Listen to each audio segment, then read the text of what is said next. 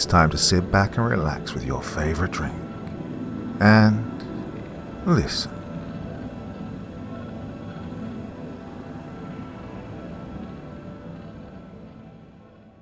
Tonight's tale begins as a deeply personal story of imagination and escape, told by a narrator who grew up weaving entire worlds inside their mind as a refuge from isolation.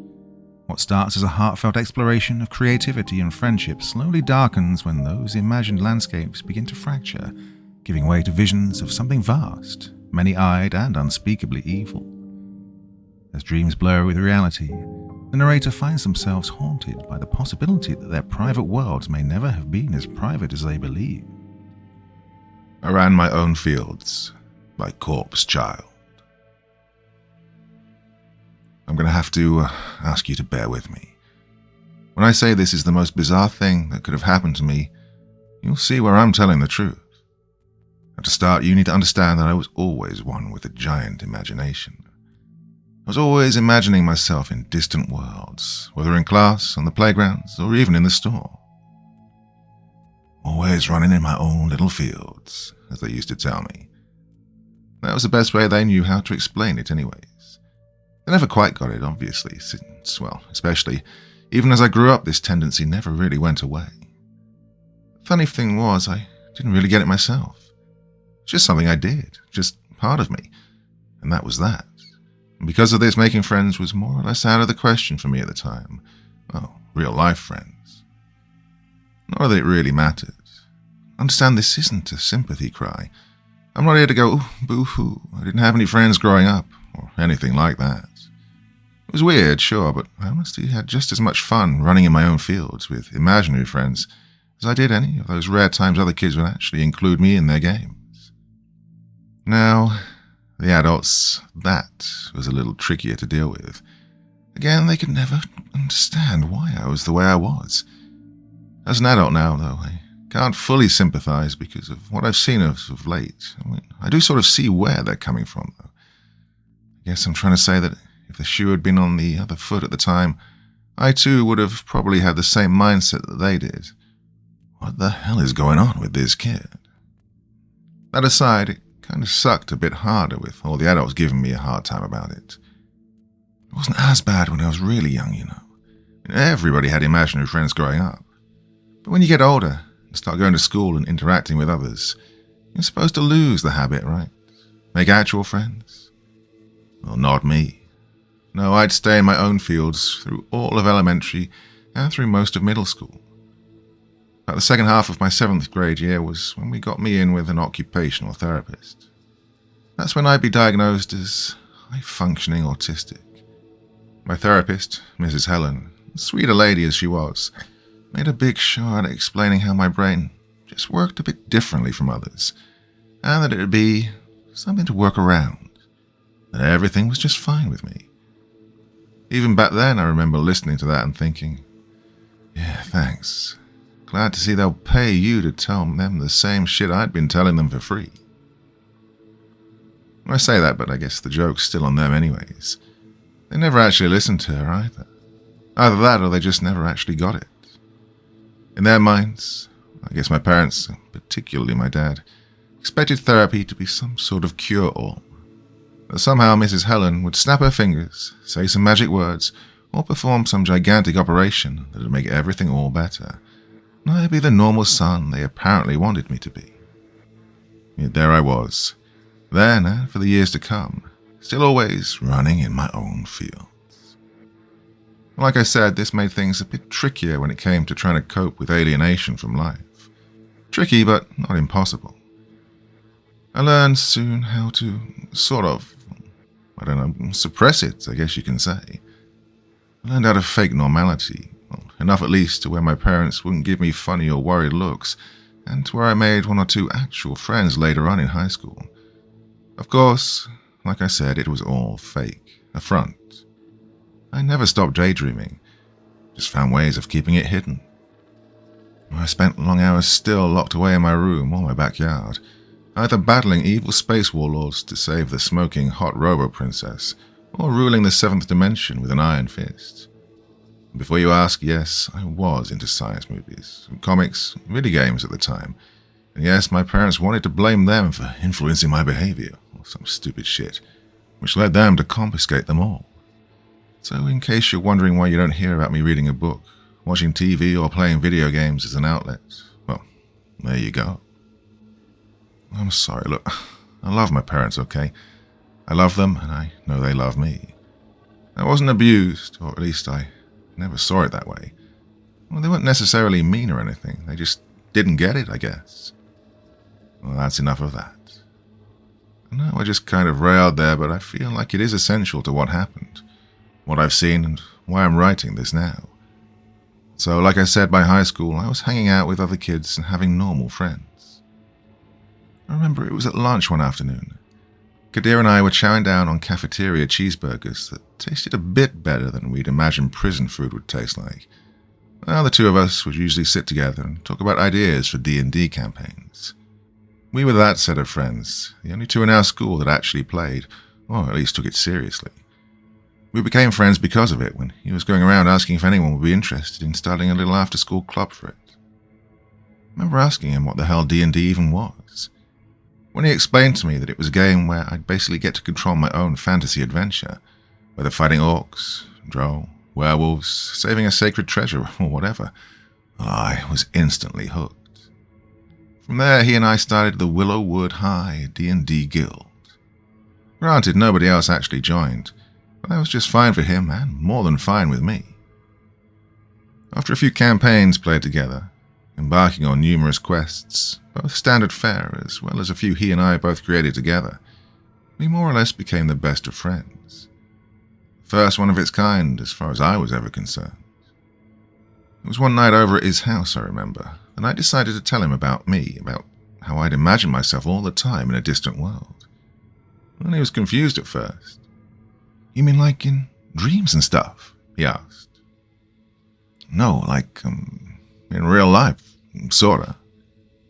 Well, he furrowed his eyebrows and cocked his head to the side. "Well, think of it more like daydreaming. I guess like I'm still awake and all, but I can see myself in different places, like the ones from the game." "Oh, well, that actually sounds kind of cool." "Yeah, but Mom and Pop aren't exactly cool with it." "How come?" I opened my mouth to speak, then froze. Honestly, at that time, I really wouldn't have known why they were so against it. I shrugged. "Well, that's kind of lame," he said. "Yeah," I replied, sighing. For a moment, he just sat at the table, pondering. I noticed the way he looked at me and back around the room. What? What is it?" "What kind of places do you visit?" "Huh? In your dreamland or whatever, what kind of stuff do you see?" Well, weird shit." He gave me an annoyed look. "Very helpful." Well, I sighed then. "Well, okay, think like, I had to pause for a moment. Think if, like, the worlds in D&D were real, but with even weirder creatures." He leaned in closer, eyes bugging out. I can't really explain it any better than that, I'm afraid. He frowned, scrunching his lips while rubbing his chin. "Yeah, weird, I know," I said, waiting for him to berate me like the other kids. But instead, he just raised his eyebrow, confused before bugging his eyes. "You kidding?" he blurted. "Dude, you're the perfect partner for this. You realize this means we can make any campaign we want, right?" I just blinked at him. "Bro, think about it. You see weird shit, right?" I nodded. "Don't you get it? You basically live out your own D&D campaigns." He began pacing around the room then, occasionally stopping to look for something. "Dude, what are you doing?" I asked. "You got any paper on you?" he asked. "Yeah, maybe in my backpack. Why?" "Get it, I got an idea." I raised my eyebrows at him. "Just do it, man. Trust me, this'll be awesome." Without another word, I did what he wanted. I saw him dig through his junk drawer and pull out a couple of boxes of colored pencils. I held up my notebook. "Got the paper? Good. Come over here." I went over and he thrust the colored pencils into my chest. Right, here's what we're gonna do. Think of every adventure you've been on in your daydreams. When you do, draw whatever you see. We can use these as a setting for some of our campaigns. Okay. Well, I won't lie, I was actually excited about the idea, even if I didn't entirely get it at first. I guess, though, that was something else that made Q and I work so well together as friends. We were both visionaries. I could envision worlds, while he could bring them together and further expand upon them. I took the pencils and began to draw. Like I told Q at the time, I couldn't exactly explain what the world I drew looked like. I guess I could best describe it as something you might imagine seeing when you hear about someone tripping on acid. There's a whole spectrum of colors, seemingly everywhere, but done so in a way that somewhat comes together to form a landscape. Hey, this one of the worlds? He asked. I nodded while starting to draw these weird, misshapen characters I see in this particular world. Whoa, trippy. So, what's it called? Vandranza, I replied without looking up from the paper. Cool. He pointed to one of the creatures I'd drawn. And, who are they? Vandransons? Vandransonites? I chuckled. Close. They're actually called Vandrox. At least, those guys are. I pointed to one of the other characters I drew. These are the Arax. They're the weaker of the two species, usually getting picked off by the Vandrox. Kind of like a turf war sort of thing. More like terrorism. The Vandrox are barbarians. In fact, the planet used to be called Araka until the Vandrox rolled up and said, "We own this now." Basically. Every time I go there, I try to help a little bit at a time to beat back the Vandrox. They're some tough little bastards, though. What's the resistance like? I caught my eyebrow at him for a moment. You know, the resistance. Arak freedom fighters who try to fight back. Oh, that, well, there kind of aren't any. Well, not anymore. I slid my thumb across my neck and he silently said, "Whoa. Well, that'll be our first running campaign. Reclamation of Araka." I grinned. Finally, I was not only able to actually talk about this with someone who didn't only think I was a raving lunatic, not only wanted to listen to me ramble about it, but actually wanted to participate, to make it real. So for the next hour, we went back and forth around the world of Vandranza. We went over battle strategies, which areas of the planet were best to set up fortresses, which of the Vandrox leaders and command posts we'd have to target first, and how to establish safe zones for the innocent Arak refugees. It was easily the most fun I'd ever had in my life up to that point. And unfortunately, we didn't bother checking the time, which earned us a bit of an ass-chewing from Q's old man. It was lights out then, and that wasn't the end of the journey through Vandranza that night. Not for me, at least. I remember having a hard time being able to fall asleep that night. I wasn't sure why. The room was quiet, and it wasn't like we drunk a whole bunch of caffeine or anything. Only 2 cans of Monster. Regardless, I just couldn't make my eyes close and sleep. I will say that was something that had happened to me before on occasions. Me suffering a bout of spontaneous insomnia. It was few and far between, and when it did happen, well, I'd take a run on my own fields until my mind could eventually lull itself to sleep. And that's what I decided to do that night, too. Except that night, I found, would be very different. That night I wouldn't get any sleep at all. That night I'd see something that kicked off this chain of events that pushed me to write this now. So there I was, standing on one of the highest of the multicolored hills of Vandranza.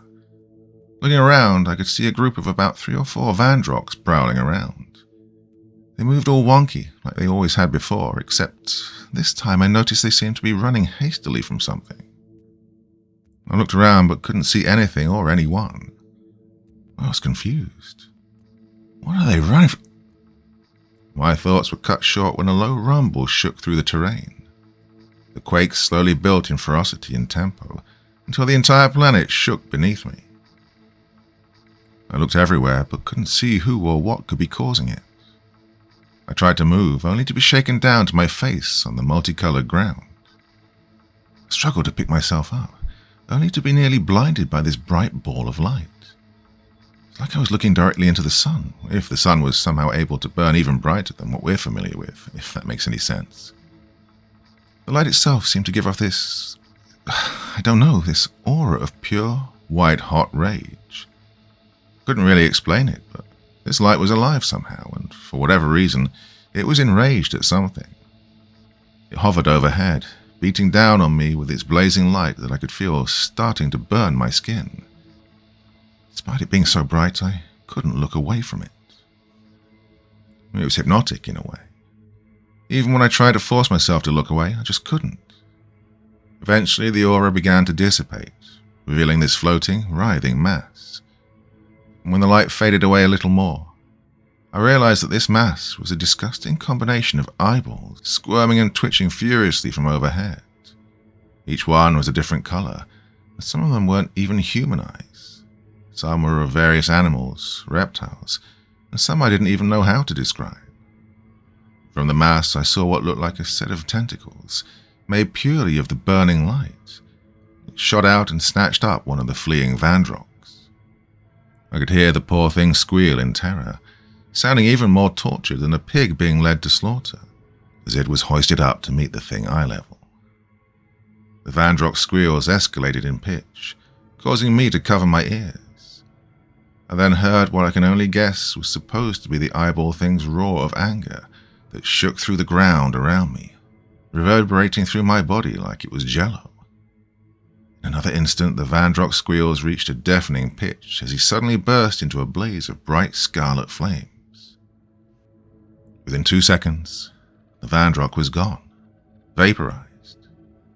Through all of this, I could only watch, rooted to the spot on the multicolored hill that I was on. I saw one of the thing's million eyes then fix gaze on me from below. Even if I wasn't seemingly frozen by this thing, I wouldn't have had any time to run before the thing had me snatched up like it had the Vandrok. Searing pain washed over my body as soon as it wrapped its tentacle around my waist. Despite this, though, for some reason I was unable to actually scream. I could open my mouth, but I couldn't make any kind of sound. I was brought up to meet the thing's gaze. Every eyeball was looking around madly, each one bloodshot and blazing. I tried once again to turn away, but couldn't. The thing let out a rumbling bellow like it had before, but then I heard what sounded like some sort of words, spoken in another language. Tum est prope. I almost didn't even pick up on it, on the words.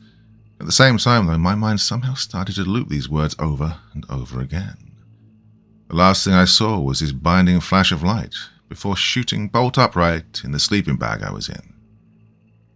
I was panting furiously, profusely sweating as I swung my head around to get a bearing on where I was and what was going on. The room was lit by the morning rays of sun from Kadir's window. Everything was still, calm and quiet. I looked at my hands, feeling myself all over. I was still there in one piece. I began to breathe normally again and looked over Q's bed. He wasn't there. Slowly I worked my way out of the sleeping bag and made my way to the door of the bedroom. With each step I took, I could hear the thing's words echo in the back of my head repeatedly. I made my way out of the bedroom and into the kitchen. There, Kadir sat at the table, eating a plate of French toast sticks. "Hey, about time you got up," he said, dipping one of the sticks in a puddle of syrup. "You're just in time for breakfast. Mom made French toast sticks. There's still some left if you want." "Oh, no thanks. I'm not really hungry." "You sure?" his mum asked from behind me. She held a plate of French toast sticks and sunny-side-up eggs. "They're homemade, dude," Q said coaxingly. No thanks. Really, "You okay, sweetheart? You look pale." She set the plate of food down and held her hand out to my forehead. "Oh, you feel warm. Here, take some of this."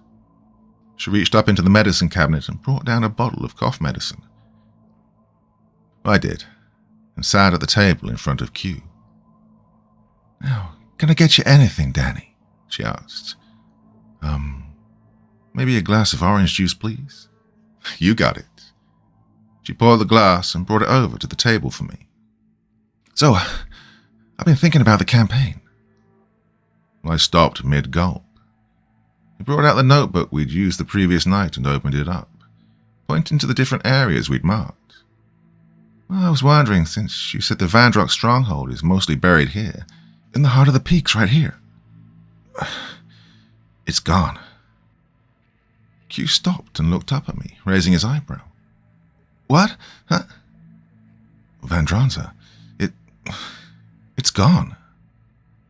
I could feel my heart hammer in my chest. "What do you mean?" "I mean, it's gone. There's nothing left of it anymore." "What? How?" My mouth fell open, but I couldn't offer any response. It was then that my stomach began turning over. "You mean we're too late? What about the surviving Arax?" "Dude, there aren't any. They're all gone. Everything is." "So the Vandrocks have already won?" "No, dude," I groaned, clutching my now aching stomach. "Everything's gone. There's nothing left." Well, no sooner than I'd said that, I found myself bolting up from my chair, booking it to the bathroom. And there I puked for almost a full minute. And the whole time I heard the words repeating in my head. "Dum es prope." I heard a knock at the bathroom door, followed by Q's mama saying, "You okay in there, sweetie?" "Yeah," I groaned, not sure if I had anything in me left to cough up. "Okay, well, I've called your folks, okay? They're on the way to pick you up." "Okay." And with that, she walked away, while I stayed hunched over the commode. For the next 10 or 15 minutes, until my folks came for me, I stared into the toilet. Somehow I could see the toilet sort of begin to shift to resemble the massive eyeballs. Faintly, I could feel the scorching pain that I did when it grabbed me again. And just like the dream, no matter how hard I was trying to force myself to look away, I couldn't break away from it. I was trapped by it. What is this thing? My folks took me to the doctor's office after that. It took them only about 20 minutes to tell my folks that, outside of perhaps some kind of stress-related reaction, I was perfectly fine. When we got back home, I ran straight for my room and blocked off my door before throwing myself on the bed. I felt absolutely exhausted, but I knew sleep was out of the question. Funny enough, though, sleep or no sleep, I'd still dream. Run in my own field. This time it was another of my made-up worlds.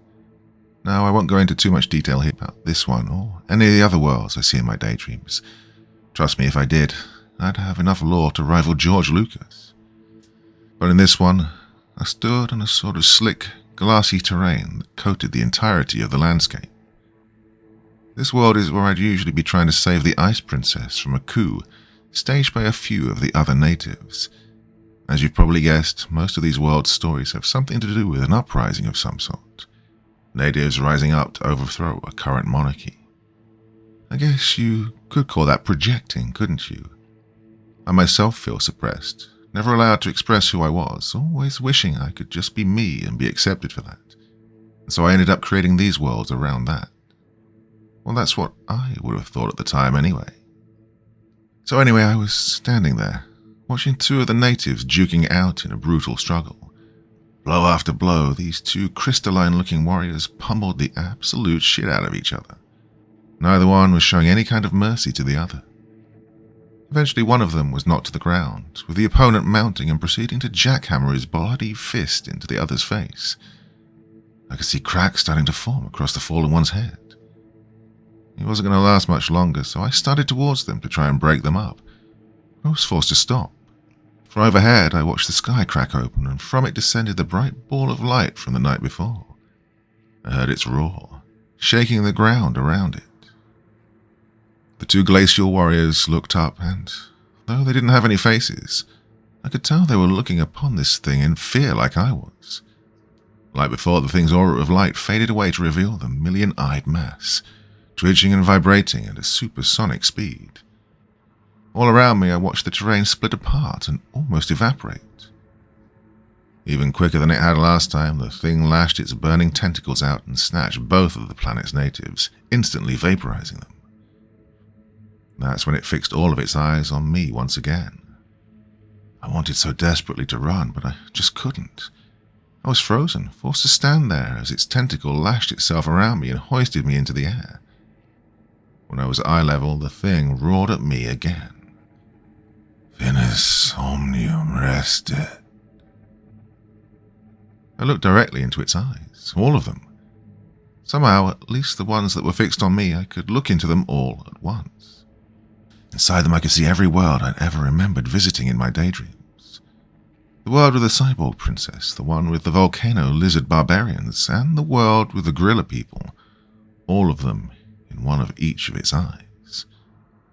I could see them as the thing roared again, saying, Quisque finibus, idenim est prophetia. This time I somehow found myself able to speak.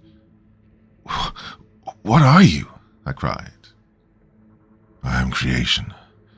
The beginning, it bellowed in response. Every world that exists began with me, from the dawn of time itself. Now, however, the dusk comes to replace the dawn, and each world must return to the eternal dark. As soon as he said that, I watched each one of those worlds meet a grisly fate at this thing's hands. Each one of them was wiped almost abruptly from existence. I was horrified, but not nearly as much as when I saw that one of them wasn't one of my worlds at all. It was Earth. It was in the bottom eye facing me. I could see it and everyone in it. I watched this thing descend from the stars as a sort of comet or shooting star before, like all the other worlds before, decimating the Earth into oblivion. The end of all things nears, it roared, before I saw a flash of white again. That's when I was brought back to reality for the third time. I was still in my bed, buried underneath my blanket, sweating while trying not to tear my throat by screaming. I went upright in my bed. Looking around, I caught sight of my alarm clock, seeing that it was almost 4 a.m. Everything around me was dark and still. God, how long was I out? When I thought about this, though, I realized that this wasn't a night terror. I'd never gone to sleep. So then, how the hell did I lose all this time? Not only this, but I could feel something burning all over my body as if I'd just been put under a tanning bed for too long. I went to touch my hands to my skin and everything exploded in searing pain. Now think about the worst sunburn you've ever gotten while at the beach, then multiply that by 10,000. That's about what it felt like. I got up and looked in the mirror, seeing that my entire body was now almost cherry red. In fact, I could have sworn I could actually see my skin glowing. Oh, what the hell is this thing? This creator? This question stewed in my restless mind for the remainder of the night until morning. When morning did come, I was less than motivated to try and get out of bed. Unfortunately, motivated or not, I'd have to go to church that morning. This, as you can imagine, didn't exactly work out well for me because I couldn't stay awake, or rather conscious, enough to actually pay attention to a damn thing the pastor said. I guess, though, the silver lining to this was that I didn't actually daydream, plus the blistering pain was gone. No, I just sat there, in the pew, dazed and drowsy as hell. The downside to this, obviously, was that my folks weren't too pleased with all this. The whole way home from the church was spent with Mum lecturing me on being respectful and attentive in the Lord's home. How annoying as this was, I couldn't have cared less whether she or the Lord thought I was being disrespectful or whatever. I mean, as far as I knew, nothing mattered anymore. Of course, I still wanted to tell myself that this wasn't the case, that what I was seeing was just the result of my imagination getting a bit too hyper. But for some reason, something deep down told me that this just wasn't the case. That what I'd seen the past 2 nights was something real. Not only that, but those worlds, their people, and their stories may not have been entirely made up after all. At school the following day, I ended up all but avoiding people, including Kadir. This wasn't too big a problem until lunch, when he insisted on discussing another D&D campaign with me. I really wasn't in the mood, and I tried to, as subtle as possible, let him know this. Unfortunately, he was none too perceptive. "So, I was thinking," he said, "what if we could try and protect the other worlds?" I frowned. "Huh? From whatever destroyed Vandronza. We gotta make sure it doesn't happen to..." "Dude, look, I hate to do this, but can we please just not today?" He raised his eyebrow. "What do you mean?" "I mean, can we not talk about D&D right now? Please, I just started to shake a bit. Admittedly, I felt a little like a jerk for what I was doing. I knew how much our time playing the game together meant to him, and it wasn't like he saw what I had. That said, though, I stuck to my guns on wanting to take a rest from it all for a while. Yeah, we could, I guess." He put away his notebooks and pencils. Another minute or two passed in silence before he asked, "Hey man, look, be straight with me, is everything okay?" I didn't respond. Not because I was trying to be rude, but because I'd zoned out.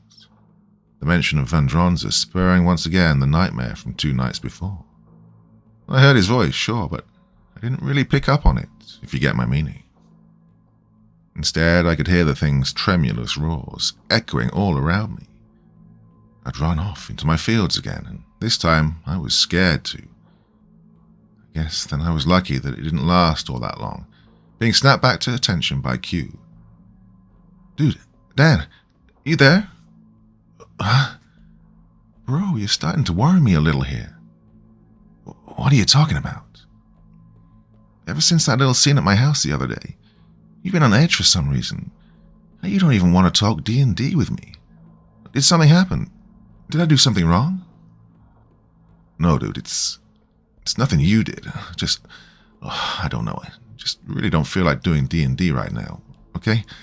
I'm sorry, it's just, His eyes lowered, nodding his head. Without another word, Kadir picked up his backpack and lunch tray and walked off, leaving me at the table alone. Oh, great. My first and only real friend, and I just had to go and run him off. I pretty much lost what little appetite I might have had after that. For about the first 5 or so minutes I had until it was time for lunch to be over, I sat there, brooding. What the hell was I going to do? What was I supposed to do, if anything? Hell, could anything actually be done about this? The rest of the week was essentially a drag just like this. I go entire days without saying a word to Q or anybody else at home or at school. That itself was worrying, sure, more to my parents and the teachers than me. But what had me more concerned was the fact that at no point during that week-long period did I ever daydream. I never once zoned out, imagined, or so much as saw, awake or asleep. Yes, I was actually asleep during this time. Any of the other worlds.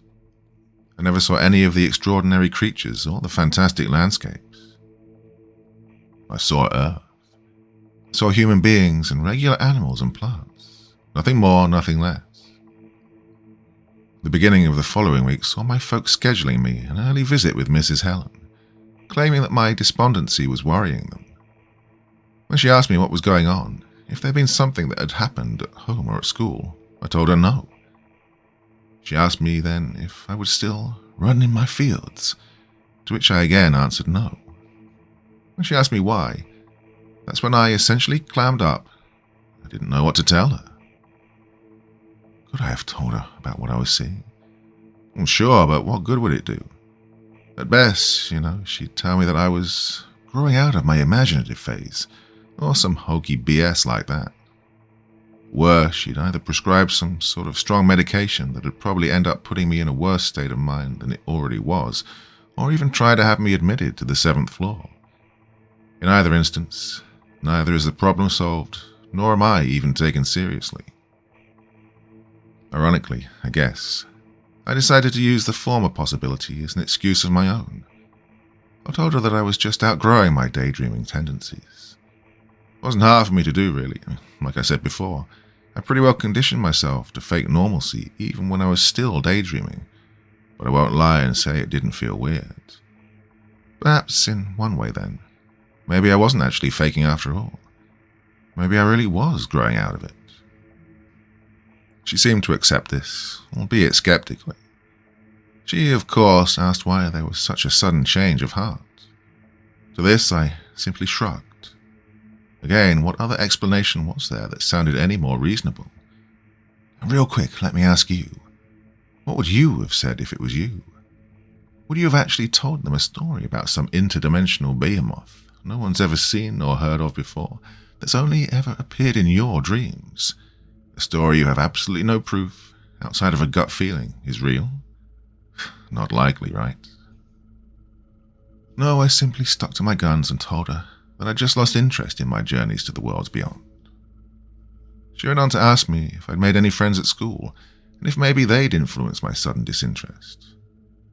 Told her about Q, and about how he actually encouraged it, but that I just wasn't into it much anymore. As I said all of this, I couldn't shake the growing sort of anxiety that mounted from the pit of my stomach, the feeling that everything I was saying was horseshit. Well, I get it, it is confusing. Can't stress that enough. But despite what I've said, it wasn't because I'd lost interest in them. I would have loved to visit them again, to run in my own fields again. But I can't. There were no fields anymore. Not only that, but the fields weren't even mine, ever. May I ask you, then, what is bothering you, Daniel? She asked. I raised my eyebrow. You look upset about something. You have this entire time. Has something happened? Something other than losing interest in your daydreams? I shook my head. Are you sure? Yeah, I just don't feel like going on imaginary adventures anymore. Seriously, I'm fine. Okay, well, what about your friend Kadir? What about him? You said he encouraged you to have these daydreams, yes? Yeah, why? What does he think about you not wanting to play D&D with him anymore? I shrugged my shoulders. Truthfully, I didn't really know. He didn't give me much of a response, and again, I hadn't exactly made much of an effort to see how he was even doing. I haven't talked to him. Why not? I don't know, okay? I just haven't. Can we please stop now? For a moment, she just looked shocked at me, before nodding her head. She started to put away her papers. We can stop now for the day if you'd like, she said. Just please remember, if you ever need to talk about anything, I'm here. And I promise I'll always listen, okay? I nodded my head before getting up to leave. And that was the last time the subject was ever brought up about me daydreaming. My folks stopped taking me to visit Mrs. Helen after that. I guess they felt the problem was solved. Can't really say they were wrong, can I? Well, their problem was. Mine, however, was one that would carry on. I may not have ever seen or visited the worlds again after that night, but I never forgot about them. I never told anyone else why it really was that I stopped seeing them either. That included Kadir. We still hung out and even played a few occasional D&D campaigns for a time after that, but it wasn't the same as it was before. I wasn't nearly as invested as I had been. The best way I can really describe the feeling was that we were sort of growing apart, if only very slowly. I no longer held to my imaginative tendencies, while he still did. I saw the destruction of my fantasies while he hadn't seen the ends of his. We were worlds apart, in a way. He still had the gift of imagination, while I bore the curse of insight. I knew that they were all real, and they were all gone now. Naturally, the wedge between us would widen until we just quietly parted ways eventually, neither of us really talking to the other. So like every year before this one, the remainder of that year, as well as every year up to the present, I remained alone, friendless, without the ability to run in my own fields, all while keeping the being's words looping constantly in the back of my head. Each world must return to the eternal dark. You're wondering now, why the hell am I telling you all of this, aren't you? Fair enough. Well, the answer's simple. Because I never forgot the things I saw in that last nightmare. The way I saw each world end inside of each of the things' eyes. I became paranoid. It was when I was graduating from Willowwood High that I was gifted a telescope from my now late grandfather as a graduation gift. I remember the note that came with it read, "I'm proud of you. Always remember to look and shoot for the stars. Love, Granddad." Yeah, go from running my own fields to looking to the stars. Kind of sounds like a bad joke, doesn't it? Well, bad joke or not, I did look to the stars. At first, it was every night, though again, it was out of panic, not out of fascination. The habit tapered off a bit through the years, doing it only once in a blue moon, pun intended, I guess. I'd gone almost a year and a half without doing it, until just last night. Don't know why, but just like how I just knew what I'd seen all the time was real, I just knew that I needed to look through it again. That said, I wish to God I hadn't. I saw it. A bright golden burning orb heading straight for Earth. I couldn't see anything past the aura, but I know it's the thing. The Creator. Just like I'd seen. Don't know how long it'll be when it finally reaches Earth, but I know it will. And that's it. Game over for everything.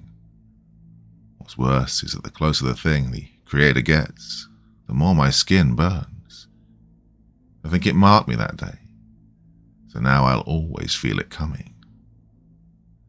I look to the stars only to see the end coming, and I'll meet oblivion alone, because I was always running in my own fields.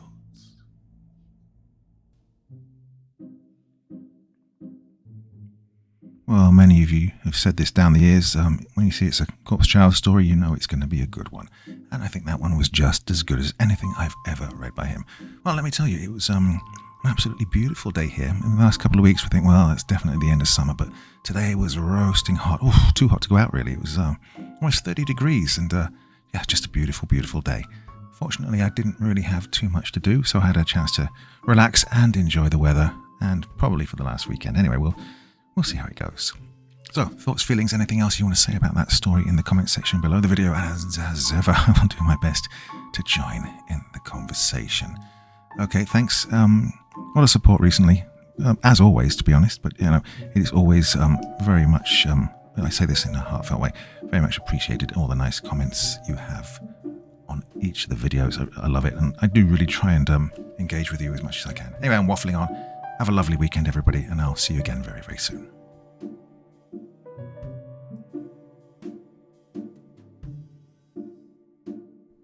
Thank you so much for taking the time to listen to this story today. Really means a lot to me and to the author of the story, of course.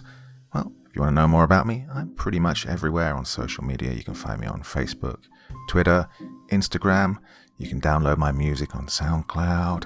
I've got a Patreon if you feel like. Throw me $1 or $2. Very much appreciated. And of course, on Reddit, I have a place where you can leave stories if you want me to read one that you've written. Well, hoping to see you all again very soon. Till then, sweet dreams. Bye-bye.